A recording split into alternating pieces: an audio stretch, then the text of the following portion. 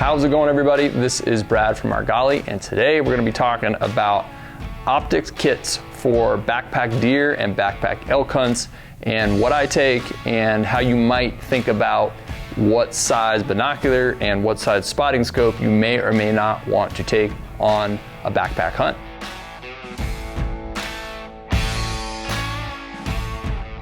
Okay, to get started, I'm going to first talk about binoculars and when you might want to consider which size a binocular that is going to be the right fit for what you're looking for. I'm going to talk about deer and elk simultaneously and some of the pros, cons, and trade-offs you make for having a higher magnification or lower magnification set of binoculars.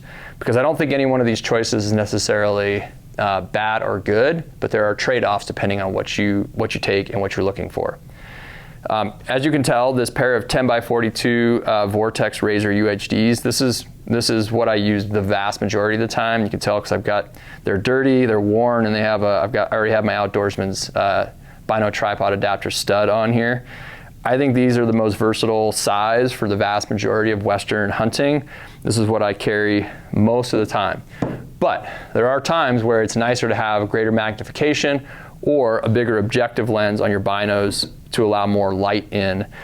There are, and specifically for me, later in the season when I'm dealing with lower light conditions, the sun isn't getting as high up in the sky, I'm more likely to deal with just, let's say, like heavy cloud cover, low angle sun. It is nice to have a 50mm objective lens on your binos to just let more light in. So later in the season, set of 12x50s or 10x50 binos, to me that's when they really shine. If you have poor eyesight or your eyesight isn't as good as you want it to be, a bigger objective lens is really nice as well to let some more light in. And there are times where just having that 20%, that 12x over 10x magnification is really nice because you're not really giving up much in terms of what you can see on a hillside by zooming in so tight with like you do with a pair of 18x. So you still have a nice wide view of the landscape, which allows you to kind of pick apart what you're looking at inside your binos, but you get a little bit more light so you can just see things a little bit better. So when would you want to use a pair of 18x binos? These things are behemoths, right? They're pretty big, they're pretty heavy. Outside of obviously like coos deer hunting, these things are great. The downside to 18x binos that I've found is it really narrows your field of vision, especially close range or close-ish range, to the point where you just can't see as much of the landscape at once, and you end up having to move your binos around a lot more to get to really pick apart an entire basin.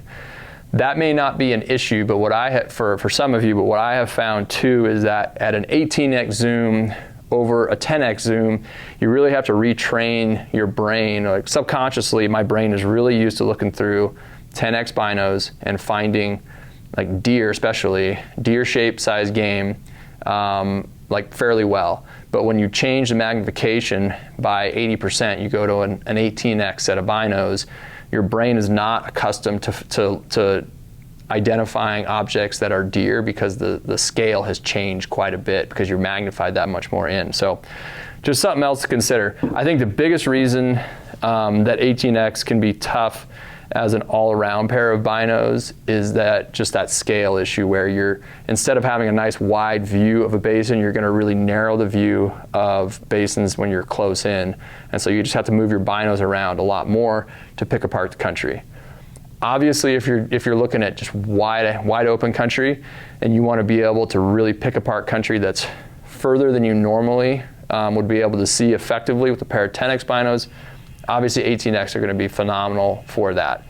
There are backpack hunts, this is going to be a good transition, where I have not taken a spotting scope and just taken 18x binos in the hopes that that would be enough for me to be able to see deer at scale and at distance.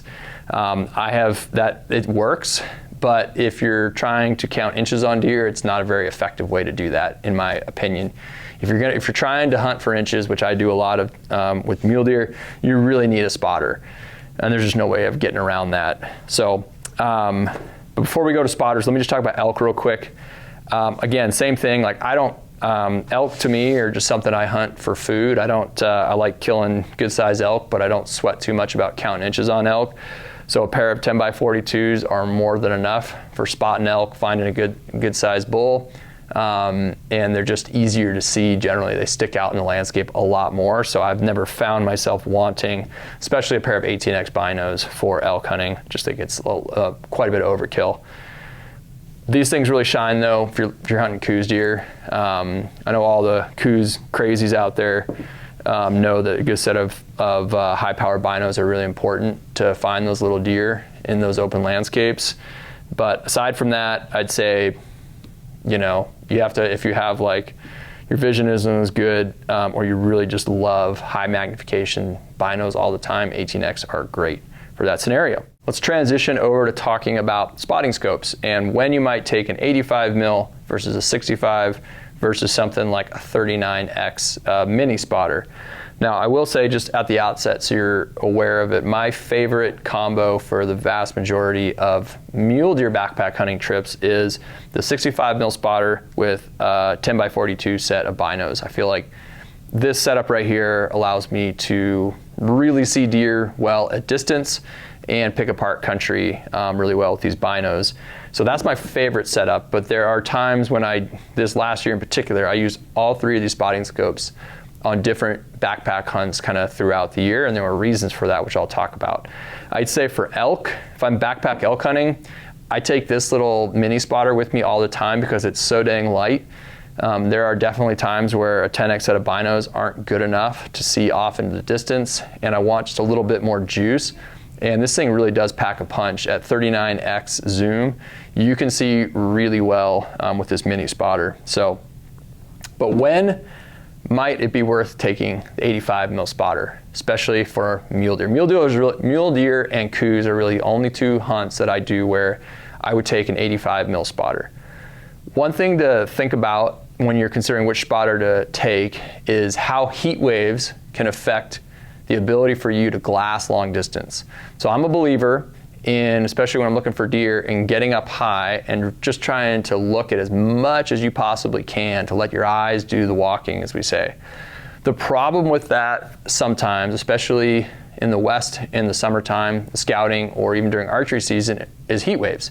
Heat waves can really make it difficult, if not impossible, to look long distance sometimes, depending on the aspect of where you're sitting and what you're trying to look at. And it's really hard to predict what the heat waves are going to do to your visibility until you're right there in the moment. And I've had times where I was really excited to use the 85 mil, looking way off in the distance, and I could hardly pick apart the country at all because of the heat waves that were coming up in front of me on the ridgeline, as well as on some of the ridge lines that I was looking over to get to some of the basins I was looking way off in the distance. So it was almost pointless to have an 85 mil spotter in that scenario. There have been other times where the 85 mil saved me a heck of a lot of walking because I was able to glass a lot of country and tell whether or not it was a place I wanted to hike into to go hunt or to scout even further. So just something to think about, that 85 mil, it's heavy and bulky, but also like it can save you a lot of effort and work sometimes.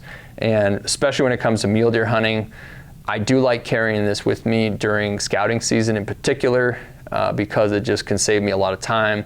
The downside is you might have to deal with the fact that you may not be able to glass effectively at the distance that this thing can let you glass at just because of heat waves. So just know that. And I'd say, I also, just so you know too, this little guy is so impressive. I like to count inches when it comes to mule deer. I like to know exactly what I'm getting myself into. 39X zoom is quite a bit of zoom, so you can see quite a bit with this guy. So if I'm in a situation where I am trying to cut every fraction of an ounce because it's just going to be, I'm packing a lot of weight. Let's say it's a late season backpack mule deer hunt, which I took last year. I took my 10X binos and I took this spotter. I debated long and hard about taking my normal 65 mil spotter, but it was a really grueling physical hunt. And so, I needed to have something with me, so I opted for this, and I thought I would regret it on that particular hunt, but I never did actually. I found this mini spotter to be incredibly effective. There were a couple times where I wish I could have zoomed in a little bit more, But again, I dealt with the heat wave issue, and I found that this thing, when it was maxed out on 39X, I was still getting some heat waves off in the distance. And even if I had a higher magnification scope several days, it wouldn't have done me much good. So anyways, just something to consider. So you have to figure out, like, number one, what are you trying to do? Are you trying to count inches, especially for mule deer? Do you really care? If you're just trying to find like a decent animal, a mini spotter might be just fine for you. If you're concerned about weight, mini spotter is a great way to go. If you are trying to, trophy hunt, which I know that's what I do a lot of times for mule deer, you're gonna want a bigger spotter. I think the 65 mil as a jack of all trades, if you just have one spotter, is a great option. And if you have the luxury of having multiple spotting scopes, I think having the option of like an 85 mil is a really good tool to have in your kit. So I've just given you a bunch of information about how I go about deciding which optics to take with me in the field. There are many different opinions on the type of binos, the size of binos, the size of spotting scope to take. What I've just given you is my opinion and the way I go about evaluating what to take. Hopefully you take something away from this and ultimately make your own decision about what is right for you. If you have any questions, comments, criticisms, whatever, leave them in the comments below.